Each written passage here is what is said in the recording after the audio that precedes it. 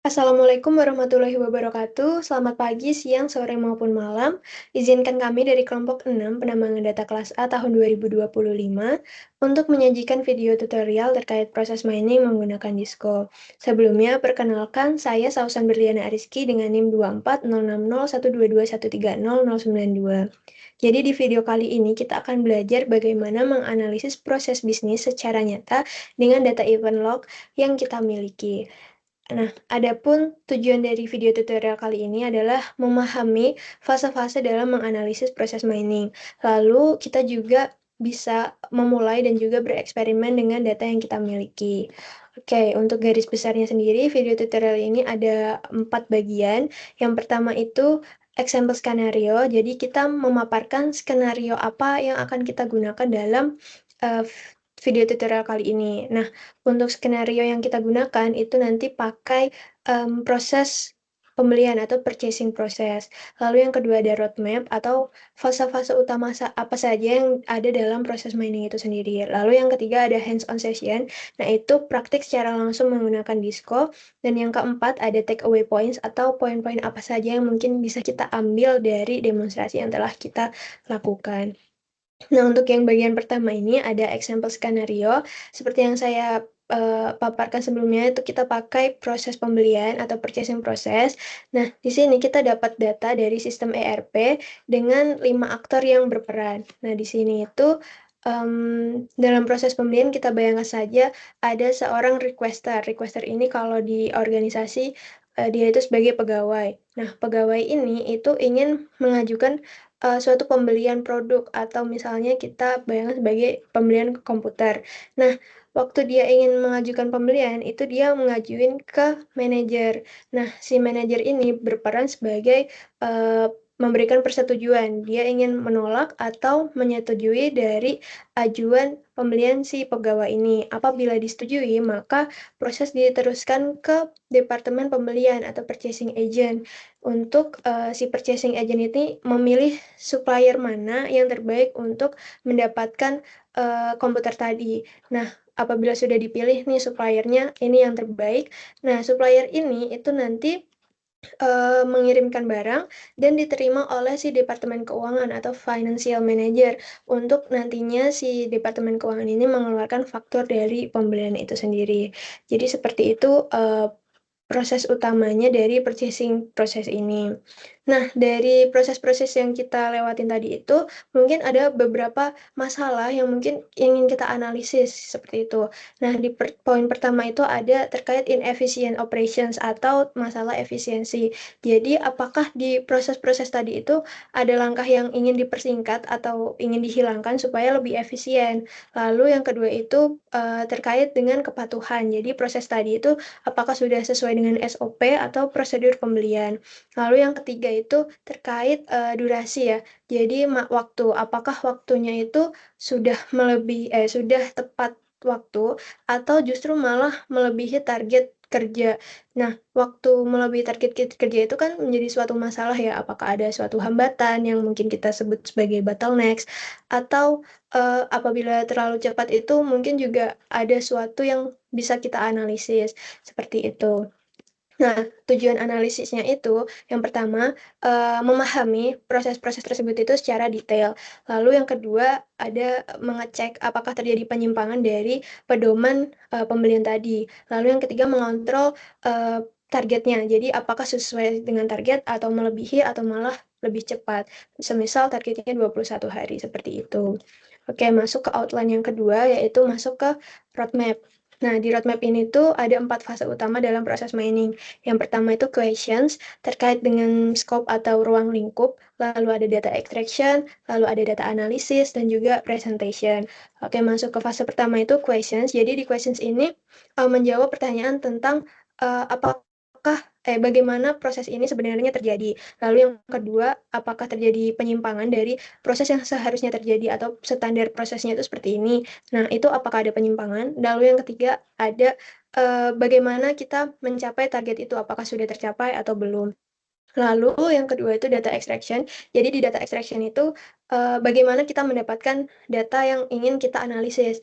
Nah, di sini kita tuh bekerja sama dengan pegawai-pegawai di departemen IT untuk mendapatkan data itu dari sistem ERP. Jadi, data itu tadi diekstrak dari sistem ERP, memunculkan riwayat, log atau riwayat data event-nya gitu. Nah, terus disimpan dalam file berbentuk CSV.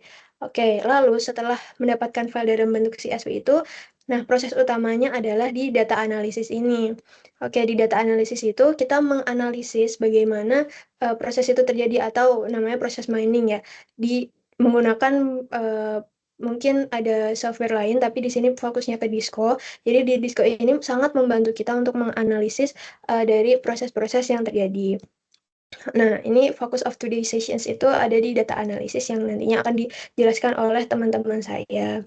Oke, sebelum masuk ke praktik secara langsung menggunakan Disco, mungkin di sini saya akan memperlihatkan struktur data dari dataset purchasing itu yang saya miliki.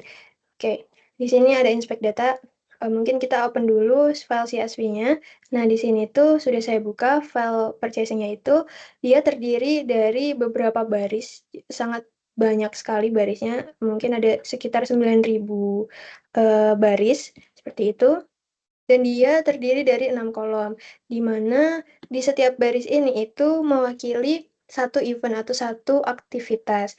Nah, di sini ada 6 kolom. Yang pertama ada case ID, jadi dia ID dari ID dari suatu prosesnya. Di sini 339, ini berarti satu proses yang sedang terjadi. Lalu ada start timestamp, waktu mulanya suatu aktivitas itu, complete timestamp, waktu selesainya aktivitas, lalu nama aktivitasnya sendiri, ada seperti create purchase, itu berarti dia baru mengajukan proses pembelian, lalu analisis berarti dianalisis, diamend, diubah, dan lain sebagainya. Lalu di kolom resource ini itu terkait dengan sumber daya yang berperan, dan juga role atau peran dari sumber daya itu sendiri. Seperti itu. Oke, setelah selesai di-inspect, mungkin bisa langsung saja kita impor ya. Nah, waktu impor itu, di sini kita perlu buka terlebih dahulu aplikasi Disco-nya. Nah, tampilan awal waktu kalian buka Disco itu seperti ini. Lalu di sini kita namain dulu project-nya sebagai purchasing.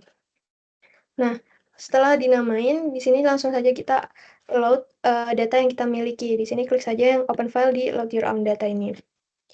Di sini di-upload saja purchasing example. Nah, langsung terlihat data yang kita berhasil upload. Nah, di sini terlihat previewnya, preview data yang kita miliki. Ada cuma 1.000 data yang ditampilkan, tapi ini cuma preview saja dari yang 9.000 data tadi itu. Nah, yang perlu dilakukan dalam tahap ini sebelum di start import, itu kita harus konfigurasikan dengan fitur-fitur yang ada di Disco ini. Jadi, di sini untuk kolom pertama case ID, kita konfigurasikan sebagai case, seperti itu. Lalu start timestamp, dipilih yang timestamp, di sini juga bisa dipilih pattern-nya, tapi di sini sudah cocok dengan si custom ini, jadi tidak ada di pattern yang disediakan oleh Disco, dia di custom sendiri, tapi sudah sesuai. Ini sudah 100% cocok gitu ya. Lalu di complete timestamp juga sama, sudah di timestamp. Activity di sini kita pakainya di activity, lalu resource juga resource, dan role ini di kolom other. Nah, untuk memulai analisis itu, kita sebenarnya cuma butuh minimal 3 kolom dari dataset yang kita miliki, yaitu kolom case ID, si ID dari prosesnya itu sendiri, lalu kolom timestamp, dan yang ketiga itu kolom aktivitas atau activity. Jadi yang research sama role ini sebenarnya tambahan saja untuk analisis lebih lanjut. Nah, setelah selesai dikonfigurasikan, langsung saja di start import. Nah, di sini setelah berhasil diimpor, itu langsung keluar peta mapnya, peta prosesnya, seperti itu. Kita bisa explore, di sini tuh ada beberapa fitur yang kalian bisa explore, jadi di sini bisa di zoom in, zoom out untuk memperbesar peta proses yang kita miliki, seperti itu. Jadi lebih nyaman dibacanya. Di sini juga ada aktivitasnya, bisa di mainkan toggle-nya, itu semakin tinggi dia levelnya, itu maka semakin detail aktivitas yang ditampilkan. Begitu juga dengan pet-nya, terus di sini ada metric performance-nya bisa diubah-ubah, terus di sini juga ada filter, time wrap, dan lain sebagainya yang nanti akan dijelaskan oleh teman saya. Di sini juga kita bisa melihat statistiknya dari event overtime, active cases overtime, dan lain sebagainya, dan juga ada cases di sini. Oke, seperti itu yang dapat nanti dijelaskan lebih lanjut oleh teman saya. Oke, mungkin dari saya cukup, selanjutnya akan dijelaskan oleh Abigail. Waktu dan tempat saya persilahkan. Perkenalkan, nama saya Miriam Stefani dengan NIM akhir 30051 akan menjelaskan bagaimana pemeriksaan proses, pemeriksaan statistik, dan pemeriksaan case-nya. Di sini dapat kita lihat map dari proses activity dari seluruh case, di mana di sini ada starting point-nya. Lalu untuk melihat activities-nya ada berapa itu dapat kita lihat di box activities ini yang berbentuk persegi panjang. Lalu di sini ada koneksi berapa jumlah koneksi dari antar aktivitas. Di sini dapat kita lihat semakin tebal garisnya maka semakin banyak koneksi aktivitas yang terjadi. Lalu di sini ada detailnya, ada activities, ada path. Kalau misalnya di sini kita akan menunjukkan beberapa banyaknya aktivitas di proses tersebut. Kalau misalnya kita kurangin, maka dia akan menampilkan aktivitas yang penting saja, di mana yang penting ini mempunyai koneksi yang paling banyak. Jadi kalau misalnya koneksi antar aktivitasnya cuma sedikit, dia tidak akan ditampilkan. Misalnya di sini tadi ada aktivitas sebelumnya di sini. Mari kita lihat full-nya gimana tadi. Misalnya di sini tadi ada aktivitas amend purchase requisition. Jadi kalau misalnya aktivitasnya kita turunin sebesar mungkin sekitar 70%. Nah, aktivitas tadi sudah tidak terlihat. Lalu untuk path-nya dapat untuk melihat path yang semakin detail, kita dapat meningkatkan frekuensi path-nya. Di sini untuk sebagai contoh pada aktivitas amend purchase requisition, di mana di sini panah yang ini tuh sebanyak 11, tapi panah yang out itu sebanyak 8. Lalu di mana yang 3 lagi dapat kita lihat dengan meningkatkan frekuensi path-nya sebanyak 100%. Nah, di sini dapat kita lihat pada aktivitas amend purchase requisition, di mana panah yang masuk ke aktivitas tersebut ada 11, dan panah yang out itu ada sejumlah 11 juga, di mana panah yang out dari amend ke analyze ada 8 activity, lalu dari amend ke create request ada 3 panah. Lalu untuk statistik sendiri dapat kita lihat di sini, kita contohkan pada case duration, di mana sumbu X-nya itu mempertunjukkan seberapa lama durasi dari sebuah case, dan sumbu Y-nya menjelaskan jumlah kasusnya, di mana di sini yang paling singkat yaitu up to 1 hari 12 jam, di mana jumlah casesnya ada 80, sementara yang lebih dari 80 hari itu ada dalam frekuensi yang lebih kecil, mungkin 4, 9, 8 gitu. Dan yang paling lama itu ada satu cases yang dimana dia memakan waktu 109 hari dan 9 jam. Lalu untuk memeriksa case-nya, di sini kita contohkan pada varian 3. Varian ini apa? Varian ini kayak menjelaskan kelompok rute yang dialami oleh setiap case ID, di mana di varian 3 ini terdapat 63 cases. Kita contohkan pada case ID 151, di mana terdapat 2 event, yaitu create dan analyze. Di sini dia tidak sampai akhir, dan itu ditunjukkan di map juga, di mana di sini dari setelah create purchase requisition, lalu ke analyze, lalu setelah itu ada garis putus-putus ke end of process, di mana di sini ditunjukkan juga sebanyak 64. Nah, di sini ditunjukkan bahwa terdapat 60-an cases. Dari sini dapat kita simpulkan untuk sejauh ini dapat kita simpulkan bagaimana prosesnya kelihatan banyak sekali perubahan dan stop request. Contohnya kayak di varian 3 ini, di mana ada create dan analyze. Nah, Lalu, apakah kita menemukan performance targetnya?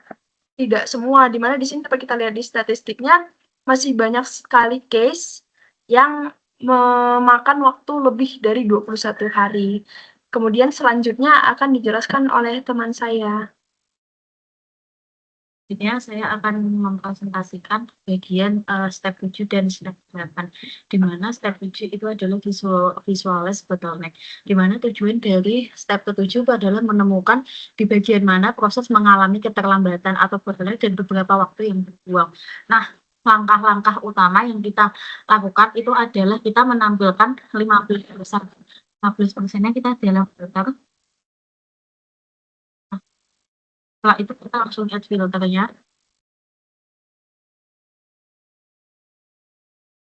Kita langsung memfilternya ini 15%. 15% artinya di mana kasusnya yang kurang lebih 21 hari. Tambahkan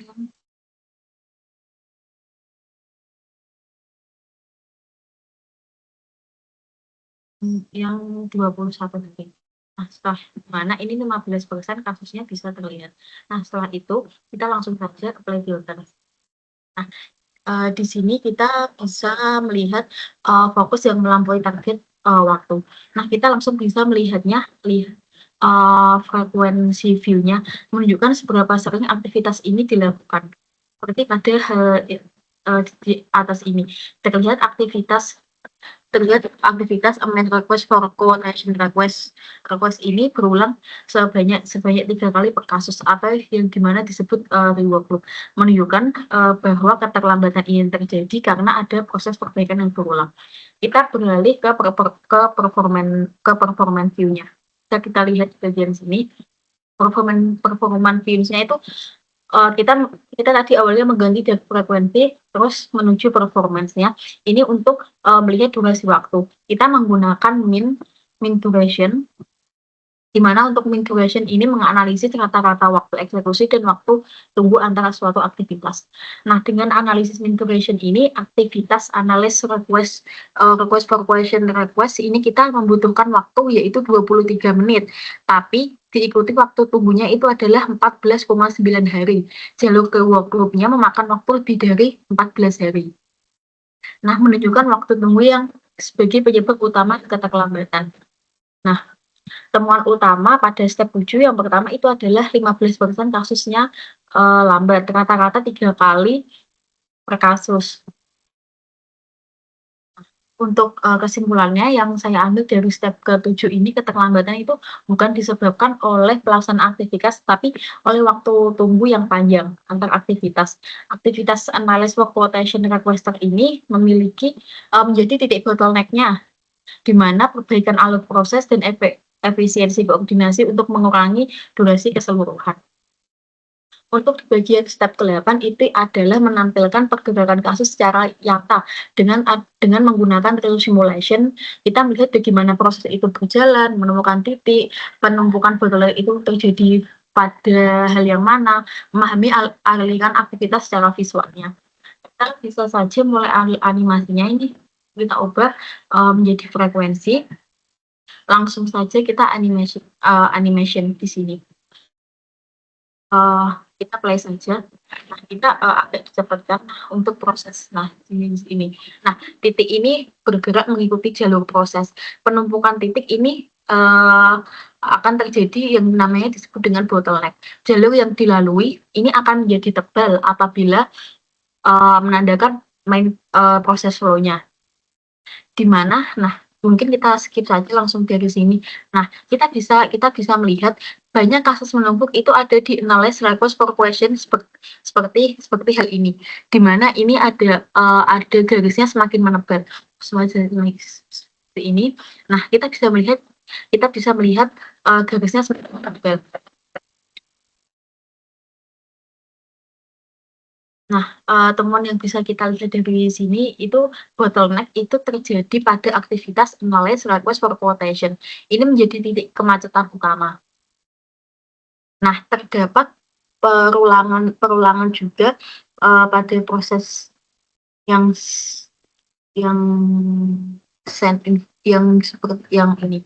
Nah, saya akan menjelaskan kesimpulan pada step 8. Step 8 ini animasi proses memperlihatkan secara visual bagaimana kasus ini dapat tertahan pada analyze request for quotation ini yang ini. Hal ini memperkuat hasil analisis sebelumnya bahwa aktivitas tersebut merupakan bottleneck utama. Saya lanjut dengan 24.001 12.008. Di sini kita akan membahas mengenai animasi proses, di mana tadi kita telah mengetahui beberapa topik dan sekarang kita akan masuk ke bagian animasi proses untuk melihat hasil analisis kita begitu. Nah, sebelumnya tadi kita telah filter suatu dataset kita menjadi bagian yang 21 hari ke atas. Kenapa kita pilih yang paling lama?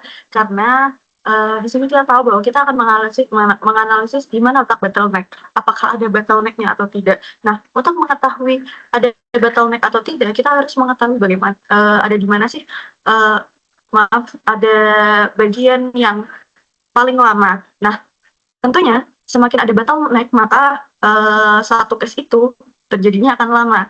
Nah, makanya kita hanya ambil case-case yang waktunya hanya di atas 21 hari begitu. Nah, selanjutnya untuk melihat animasinya, kita bisa klik bagian bawah ini, view process map animation ini, dengan menu namanya animation. Kita klik saja. Nah, di sini akan muncul, dan kita bisa mulai animasinya di bagian sini, bagian kiri bawah. Kita coba mulai. Nah, kita di sini bisa atur slow atau fast-nya. Bisa kita atur slow agar lebih lambat, dan kita bisa atur lebih fast, lebih cepat seperti ini. Nah, kita coba dengan medium dulu, dan kita juga bisa atur zoom in-nya di sini. Kita bisa zoom out dan zoom in. Nah, di sini terlihat ya bahwa ada kotak yang biru. Nah, ini artinya dia melewati tahap-tahap ini. Dia ini berarti tadi dia melewati analyze dan juga balik lagi ke command request. Itu artinya dia looping ya. Nah, kalau misalkan ada kotak-kotak biru ini merupakan aktivitas, sedangkan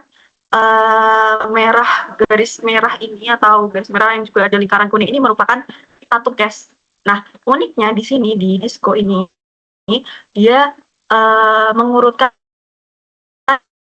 case. Jadi waktunya ini yang di set dalam database itu akan dimasukkan ke sini begitu. Jadi case yang masuk ke sini itu sesuai urutan, dan semakin lama jarak tunggunya, maka di real time juga dia waktunya semakin lama begitu. Nah, setelah kita melihat analis ini, kita akan tunggu apakah dia bisa sampai bawah dengan ukuran dengan cepat atau langsung ke bawah. Akan tetapi kita melihat sampai saat ini masih ada penumpukan di analyze request for quotation, atau di sini para case-nya itu masih mengelilingi analyze request for quotation begitu. Nah, sampai saat ini baru ada satu case yang masuk ke amend request for quotation dan masih looping lagi.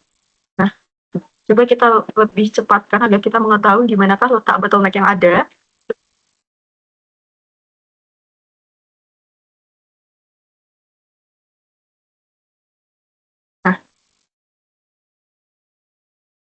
Saat ini juga belum ada yang keluar dari analyze request dan masih terus looping di sini, walaupun dia pindah dari amend request for quotation. Nah, ini baru ada yang muncul baru ke bawah ya. Nah, ini hanya baru ada satu case yang keluar dan selesai. Nah, oke. Kita coba lebatkan terlebih dahulu. Nah, dari tampilan animasi ini, bottleneck yang tadinya hanya bisa dilihat dari angka, itu sekarang jadi lebih nyata dan lebih mudah dipahami, teman-teman. Nah, kalau kita perhatikan juga, terlihat bahwa banyak titik-titik kuning ini, itu berhenti cukup lama dan berada di sekitar analyze request for quotation, begitu lama. Nah, maksudnya analyze request for quotation ini juga terlihat lebih berwarna, condong lebih berwarna biru, lebih sering, karena memang disinilah terjadi penumpukan kasus atau bottleneck. Nah, dengan melihat animasi ini, itu kita juga bisa melihat dan memahami bahwa bagaimana prosesnya berjalan, di mana juga kasusnya tertahan, kita bisa tahu. Dan kita juga dari sini nanti tahu bagaimana atau bagian mana yang nantinya perlu perhatian untuk kita perbaiki ke depannya lagi. Nah, tadi kita tahu bahwa ternyata terjadi penumpukan kasus atau bottleneck di analysis request quotation. Artinya nanti ketika evaluasi mungkin dapat disampaikan bahwa di activity analysis request for quotation ini harus segera diperbaiki agar tidak semakin terjadi bottleneck begitu. Nah, oke. Itu pembahasan mengenai mengenai proses animasinya. Sekarang kita akan membahas hal yang lain. Nah, kita berhenti dulu membahas ini. Kita akan kembali ke bagian awal. Nah, sekarang kita akan belajar mengenai analysis request for kita akan belajar mengenai compliance check. Nah, di sini kita berusaha untuk mengetahui apakah ada ada aktivitas yang terlewat atau bagaimana begitu. Nah, untuk mengetahuinya kita balik lagi ke purchasing sample, ke dataset kita yang paling awal.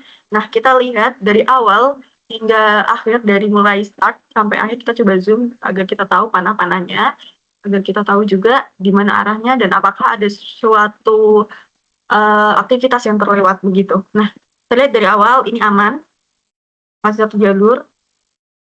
Ini hanya percabangan, jadi nggak masalah, bukan melewati, tapi ini hanya percabangan. Ini artinya dia nggak melewati ya, tidak melewati. Main bekas juga aman, dia balik, ini looping, ini juga looping. Tetap bawah lagi untuk melihat di bagian mana yang kira-kira terlihat bahwa dia melewati suatu bagian. Nah, ya. Dari invoice ke authorize ini ada 10 case yang dia melewati release supplier invoice. Padahal di aktivitas ini itu aktivitas yang penting dan wajib, dan dari semua case itu harus melewati aktivitas ini karena disinilah ada protection-nya. Disinilah ada istilahnya ada untuk pengecekan apakah emang invoice-nya ini valid atau apakah invoice-nya ini palsu dan bisa dikembalikan ke dikembalikan ke pembeli begitu. Nah, ternyata setelah kita lihat di sini ada 10 case yang melewati tahap release supplier invoice dan malah langsung masuk ke authorized supplier invoice payment. Nah, ini tidak diperbolehkan. Nah, setelah ini kita akan melihat kasus apa saja atau kisah apa saja kira-kira yang melewati ini. Nah, caranya kita bisa mengklik path-nya ini. Nah, kita bisa melihat di filter path, kita klik filter this path. Nah, kita coba copy and filter untuk kita tahu di sini tuh apa aja begitu. Kita ini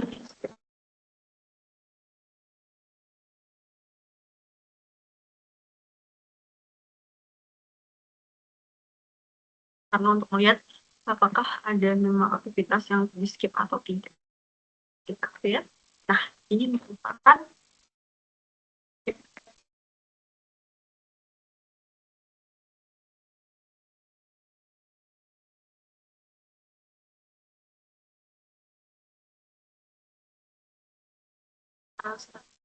statistiknya.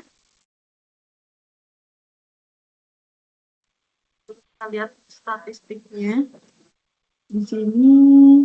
Maaf, kita kembali ke map.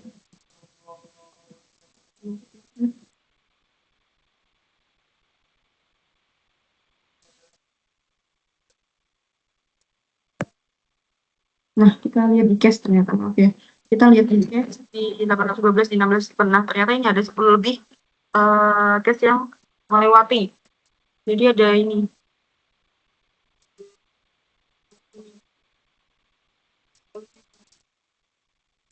Nah, dari sini kita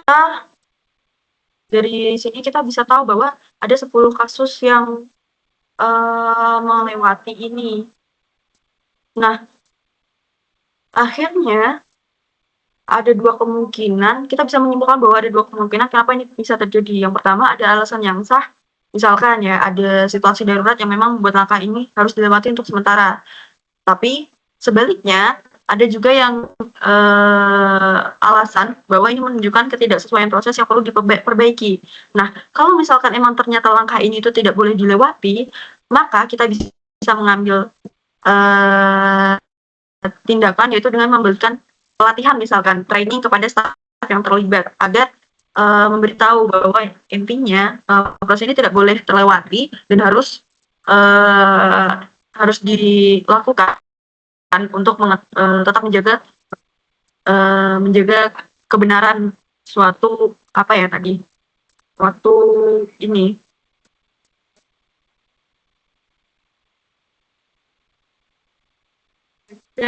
invoice-nya, apakah memang invoice-nya itu benar-benar valid atau tidak. Lalu selain itu, misalkan kita juga bisa memperbaikinya dengan melakukan perubahan sistem atau sistem change, yaitu mengubah agar langkah rilis suppliers invoice ini jadi wajib dan tidak bisa dilewati lagi.